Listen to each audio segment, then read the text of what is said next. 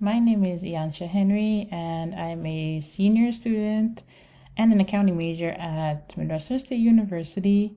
I'm currently enrolled in the strategic management class with Professor Scott Manley. I'm from a small island called St. Kitts and Nevis.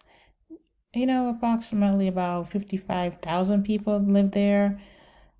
I came to MSU after receiving a scholarship for 4 years to be able to pursue any undergraduate degree that I desire. And I've chosen accounting because I love numbers. My I've graduated college in 2017 receiving that scholarship, and now I'm here currently finishing my last semester at Midwestern State University. And my goals for this strategic management course is more of understanding the relation between business and making good strategies to be able to basically let the business function. And that's what I hope to get out of this course.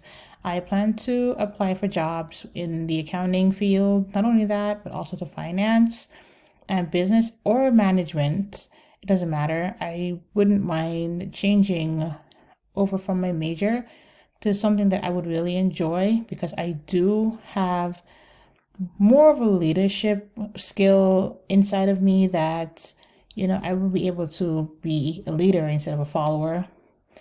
And I understand that this course might be a little bit tough for me, but that's okay. I love a challenge.